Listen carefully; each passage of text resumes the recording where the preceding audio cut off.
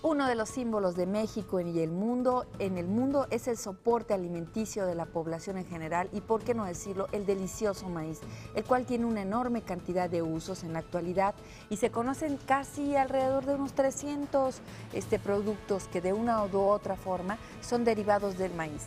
Con el avance de las tecnologías, uno de los productos alimenticios que sufre el acoso para modificar su esencia, desde luego, es del maíz, el que se introduce artificialmente características biológicas que provienen de otras especies o de otras plantas y, por qué no decirlo, hasta de animales o bacterias, que estas propiedades lo hacen pues un poquito más resistente y, por qué no decirlo, evitan algunos herbicidas. Actualmente, y con el futuro del maíz mexicano, tenemos que desgranar esto en esferas. No podemos quedarnos fuera. Les recuerdo que están con ustedes en el estudio 36 36 14 44, 36 56 34 44.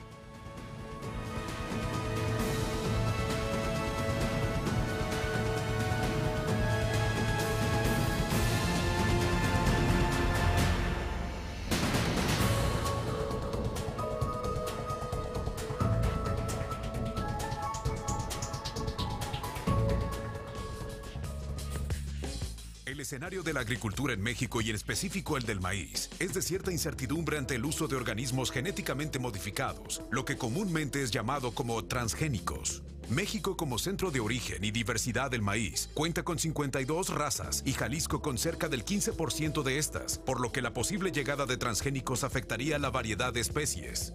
Diversos organismos internacionales como la Organización para las Naciones Unidas y la Agricultura establece que es obligación de los gobiernos invertir en biotecnologías y en recursos que permitan optimizar los vegetales antes de transgredir la naturaleza. El maíz y sus variantes serán abordados hoy en Esferas. Quédese e infórmese.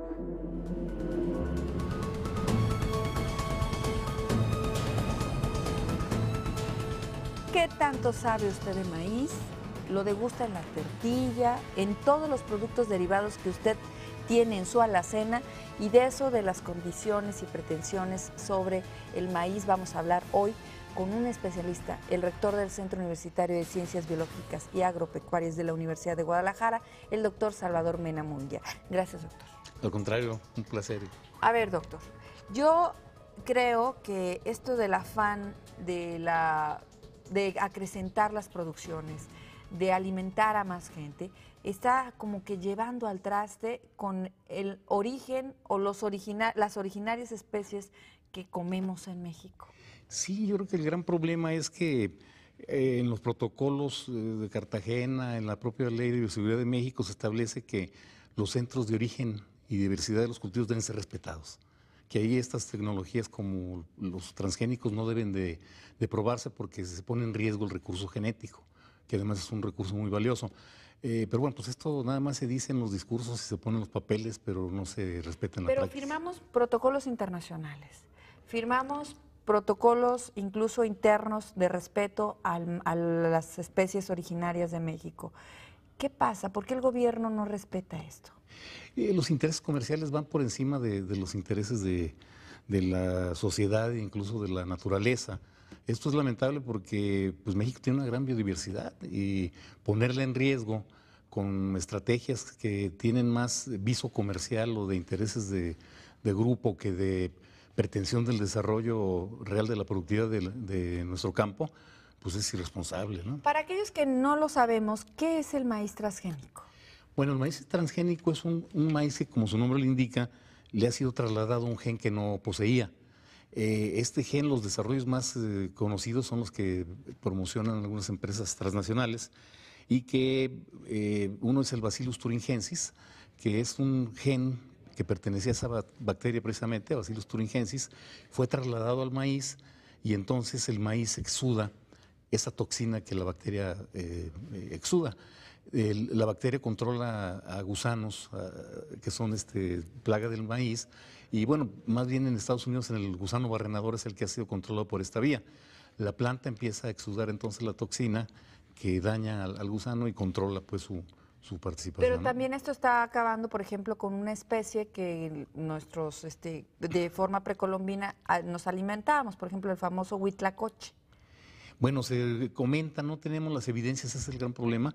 Y yo creo que es uno de los grandes defectos que hay en esta estrategia. No se genera la información suficiente para que la sociedad pueda decidir, para que pueda conocer.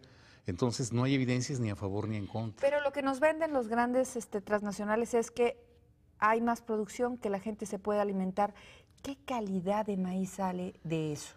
Probablemente la calidad no se vea muy alterada porque no es el fin de ese mejoramiento, pero tampoco lo es la alta productividad que ellos mencionan. O sea, un maíz mejorado por la vía transgénica no ofrece un potencial de rendimiento tan más alto que los normales. ¿Hay pruebas de que esto afecte al ser humano que se alimenta de este maíz? No, porque las evidencias, la investigación del seguimiento, lo que llamamos monitoreo, lo ha hecho más bien las propias empresas transnacionales y obviamente no divulgan esa información.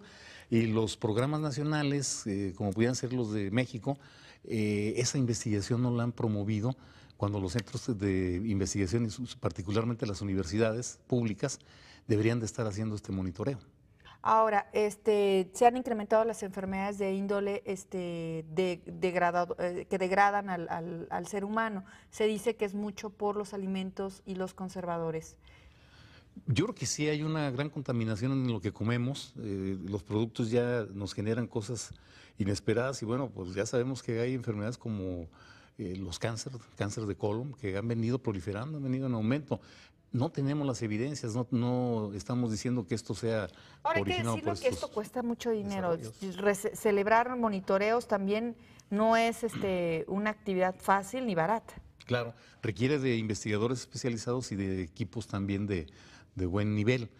Sin embargo, la Ley de Bioseguridad de México, en el capítulo 5 establece que antes de liberar estos productos al medio ambiente, antes de liberarlos comercialmente, se harán estos estudios de seguimiento y que para eso habrá dinero para que las universidades que tienen equipos de profesionales dedicados a esto se equipen. ¿Pero se aplica? No, pues es que queda en el papel, ¿no? Pero en la práctica no. O sea, es una ley muerta. Sí, que incluso tiene reglamento, pero que no opera.